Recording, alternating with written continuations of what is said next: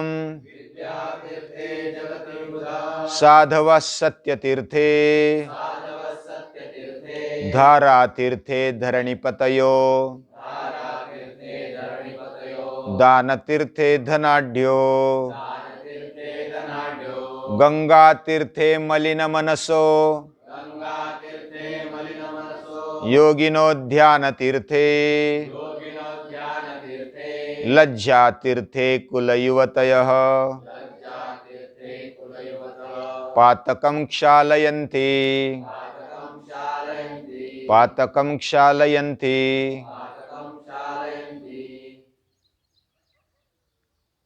तीर्यते पापात असौ तीर्थः। पाप से जो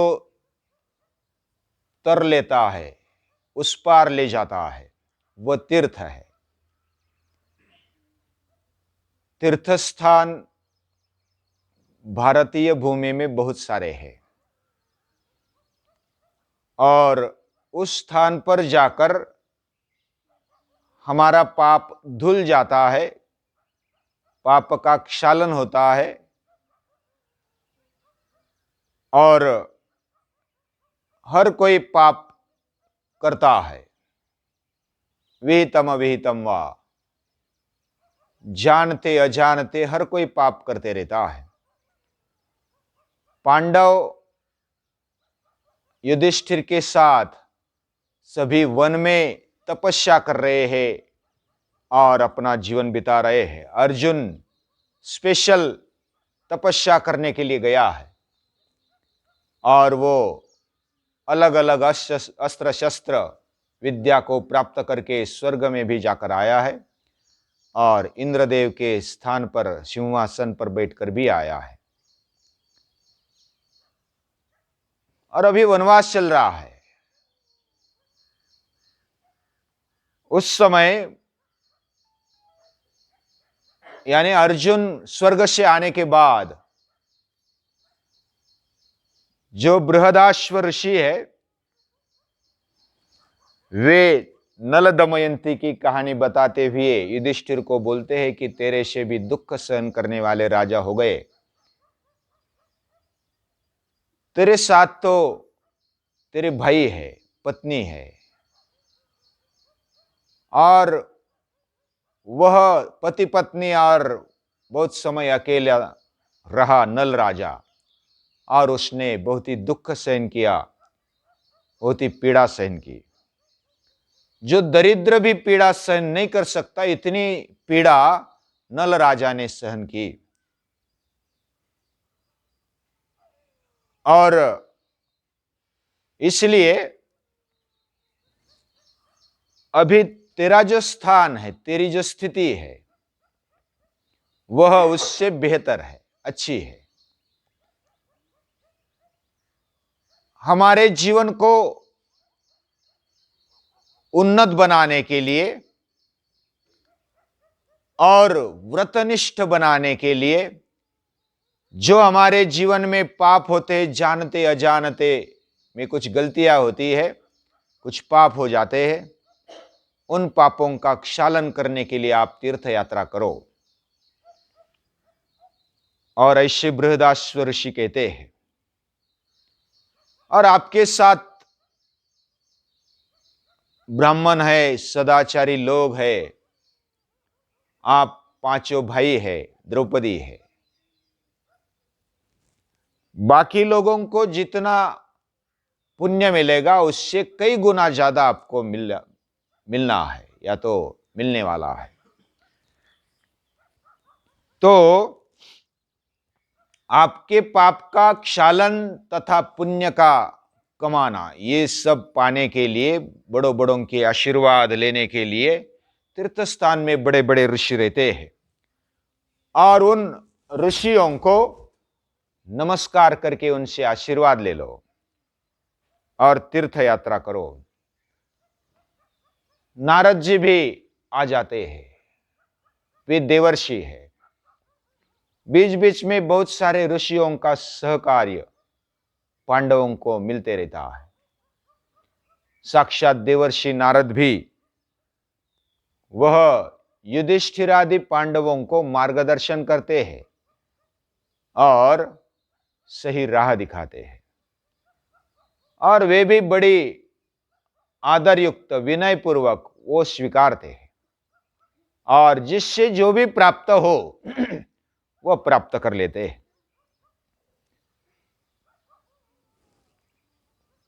नारद जी भी और कुछ कहानियां बताते। जब भीष्म पितामह वाराणसी जाते हैं तो उधर पुलत्स्य ऋषि तीर्थों का महत्व बताते हैं भीष्म पितामह को।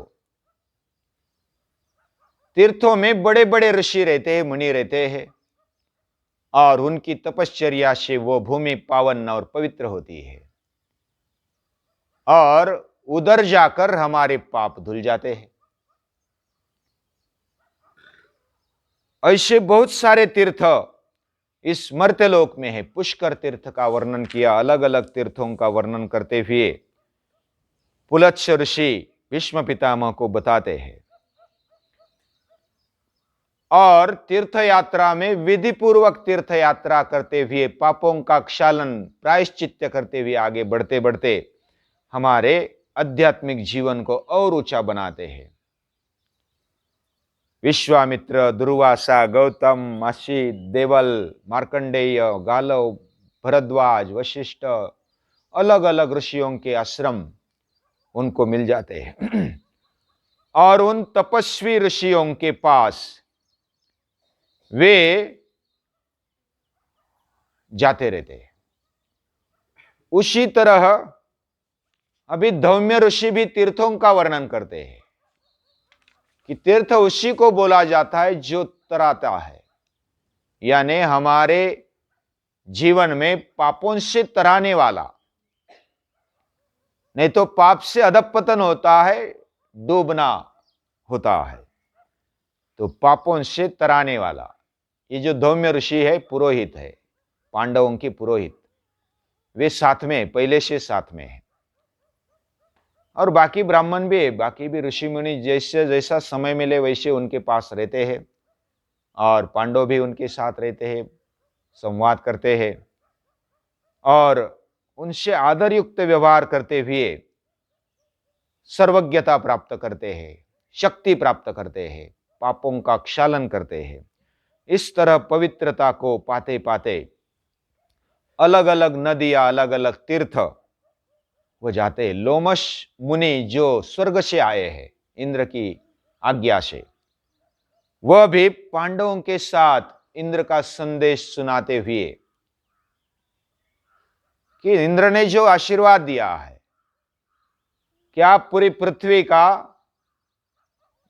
पाप क्षालन करेंगे, अर्जुन को बोलते तो पूरी पृथ्वी को जीतेगा और अच्छा संस्कृति का राज्य खड़ा करेगा।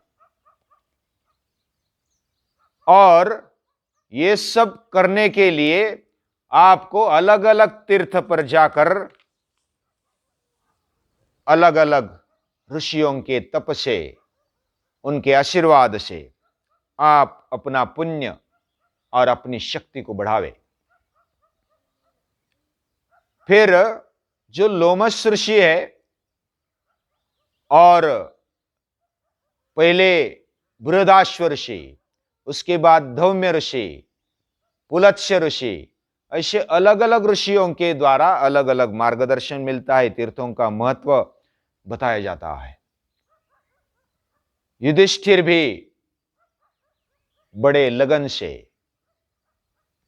तापसी वेश तो धारण किया ही है, और वो सभी ऋषियों के साथ लेकर, जो भी लोमश ऋषि है, बृहदाश्व ऋषि है, धौम्य ऋषि है, अलग अलग ऋषि है, उनके साथ तीर्थ यात्रा के लिए निकलते हैं, और शारीरिक शुद्धि, मानसिक शुद्धि, बौद्धिक शुद्धि और आत्मिक शुद्धि तक पाने के लिए वो निकल पड़ते हैं। वह नैमिषारण्य में जाते हैं, अलग अलग अरण्य को पार करते हुए प्रयाग, गया और अगस्त्य आश्रम में जाते हैं। अगस्त्य आश्रम में जाकर के लोमश ऋषि अगस्त्य ऋषि का इतिहास बताते हैं कि ये जो अगस्त्य ऋषि है, वे बड़े तपस्वी है, बड़े शक्तिशाली है, ज्ञानी है, और उन्होंने जो भी पराक्रम किए हैं, उनको कुछ ऋषि ऐसे उल्टे लटके हुए, पितर जो ऋषि थे वो उल्टे लटके हुए दिखे। इसका मतलब उन ऋषियों का कुछ अधूरा रहा। लटके हुए दिखे मतलब उनके कार्य अधूरे रहे। और वो अधूरे कार्य कौन करेगा? तो वो ऋषि बोलते हैं, लटके हुए ऋषि अगस्त्य ऋषि को, कि हमारा कार्य, हमें जो मोक्ष प्राप्ति है वो कौन कराएगा? तो जो बचा हुआ कार्य जो करेगा वह हमें मुक्ति दिलाएगा। तो आप ये करना, आप ऐसे पुत्र पैदा करना कि जिससे हमारी संस्कृति बढ़े। कैसे भी पुत्र पैदा न हो। और जो ऋषि मुनियों का कहना है कि प्रजातंतुम मां व्यवत्सेत्सि, अच्छी प्रजा का निर्माण करना चाहिए।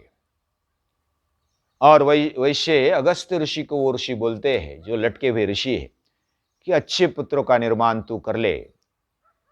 तो वह फिर एक राजा के पास जाता है, बड़ा तपस्वी राजा है, राजर्षि है, उसके पास जाते हैं और वो बोलते हैं कि आपकी पुत्री को मुझे मेरे साथ विवाह कर देना। अभी लोपमुद्रा नाम की उसकी कन्या है। तो वो तपस्वी, इतने तपस्वी अगस्त्य ऋषि बोलते हैं, तो वो मना नहीं कर पाते, क्या बोलना क्या नहीं बोलना, वह सहम जाते हैं, वो मौन हो जाते हैं कि अभी क्या करे। अभी लड़की की क्या इच्छा है, कन्या की क्या इच्छा है, उसको पूछे बिना ही मैं बोल दो कि अगस्त्य ऋषि के साथ विवाह कर ले। लेकिन जब लोपमुद्रा को मालूम होता है कि अगस्त्य ऋषि मुझे मांग रहे हैं और वो अच्छा पुत्र पाने के लिए मांग रहे हैं, संस्कृति का काम करने के लिए मांग रहे हैं, तो लोपमुद्रा तुरंत तैयार हो जाती है कि आप चिंता मत करना, मैं अगस्त्य ऋषि के साथ विवाह करने के लिए तैयार हूं। और लोपमुद्रा फिर चली आती है। और कुछ साल के बाद एक पुत्र होता है और उसका नाम है दृढ़शु, यानी दृढ़ता से खड़ा रहने वाला, ऐसा पुत्र उसको प्राप्त होता है। आगे जाकर के अगस्त्य ऋषि बहुत बड़ा संस्कृति का काम करते हैं। समंदर उन्मत्त होता है तो समंदर को पी जाते हैं, ऐसी कहानी है। और उसको पीकर शांत करा देते हैं। वो खुद भी शांत होते हैं और समंदर को भी शांत करा देते हैं। समंदर डर जाता है और पीछे हट जाता है, फिर प्रतिज्ञा कर लेता है कि मैं मर्यादा में रहूंगा। अभी जो पुराणों की या तो कथा में जो कुछ रूपक होता है वो जान लेना चाहिए। समंदर उन्मत्त हो गया, इसका मतलब समंदर के पास रहने वाले, समंदर में रहने वाले लोग वो उन्मत्त हो गए, उनकी मर्यादा नहीं रही। तो उनको एक तरफ से धाक दिखाकर दूसरी तरफ से संपर्क संवाद करते हुए प्यार से उनको जीत लेते हैं और मर्यादा डालते कि ऐसा जीवन जीना चाहिए, और फिर पूरा समंदर मर्यादा में आ जाता है। तो इस प्रकार अगस्त्य ऋषि ने बड़ा पराक्रम किया है। आज भी अगर समंदर अपना रूप खोल देता है, बड़ा हो जाता है, तो सागर को बोलते हम लोग, सागर अगस्त्य आला, हे सागर अगस्त्य आ गया, पीछे हट जा, मर्यादा में रह ले। तो इस प्रकार अगस्त्य ऋषि बड़े तेजस्वी है, तपस्वी है, ज्ञानी है, ऊर्जावान है। फिर लोमस ऋषि अलग अलग तीर्थ स्थान पर जाकर अलग अलग ऋषियों का इतिहास बताते हैं, उधर आश्रम की महत्ता बताते हैं और अपने पापों का क्षालन करते हुए अलग अलग जो शक्ति है वो प्राप्त करते हैं। फिर परशुराम का इतिहास बताते हुए परशुराम कैसे है, कैसे निर्माण हुए, उनके पिता जमदग्नि ऋषि, रेणुका माता, इनसे उनका जन्म हुआ और उन्होंने अपने जीवन में क्षत्रियों का, उन्मत्त क्षत्रियों का विनाश करते हुए कार्तवीर्य को मार डाला। अलग अलग 21 क्षत्रियों को मार डाला है जो उन्मत्त है। और ऐसे पराक्रमी परशुराम, जिनका श्लोक भी हमने पढ़ा था, अग्रतश्चतुर्वेदा पृष्ठतश्च शरम धनुम इदम ब्रह्म्यम इदम क्षात्रम शापादपि शरादपि। भौतिक ताकत है, शरीर में बल है और दिमाग में ब्रह्म तेज है, ऐसे परशुराम मुनि है। इस तरह परशुराम फिर आगे बढ़ते बढ़ते श्री राम का चरित्र भी बताते, परशुराम जी का पराभव श्री राम जी करते हैं और उनको कैसे हराया। क्षत्रिय तेज जब ढीला हो जाए और वो उन्मत्त हो जाए, उनमें ताकत रहे लेकिन वो उन्मत्त हो जाए, तो परशुराम जी ने उसको निस्तनाबूद किया। लेकिन क्षत्रियता चाहिए, क्षात्र बल चाहिए, और वो क्षात्र बल ईश्वर निष्ठा के साथ चाहिए, विनय पूर्वक वो क्षात्र बल चाहिए। और ऐसा राम ने दिखाकर परशुराम का पराभव किया है कि क्षत्रिय तेज ये तेज है, ब्रह्म तेज भी एक तेज है, लेकिन अपनी अपनी जगह पर हर एक का महत्व है। तो इस तरह श्री राम प्रभु ने परशुराम जी को हराया है। और अलग अलग तीर्थ क्षेत्र पर जाकर पांडवों ने, जब सगर हिमालय में जाते हैं, सगर के पराक्रम को जानने के लिए, जो लोमस ऋषि वो बताते हैं, इधर सगर पुत्रों ने अपना बलिदान दिया है और बाद में जो भगीरथ है उन्होंने तपश्चर्या करते हुए इधर से गंगा लाई और पूरी पृथ्वी को पावन कर दिया है। इस प्रकार लोमस ऋषि अलग अलग जगह पर जाते हैं और उधर का इतिहास बताते हैं। ऋष्यशृंग जो ऋषि है उनका भी चरित्र बताते हैं। रामायण काल में अलग अलग ऋषि हुए, उन्होंने क्या क्या किया, ऐसा चरित्र बताकर वो आगे बढ़ते रहते हैं।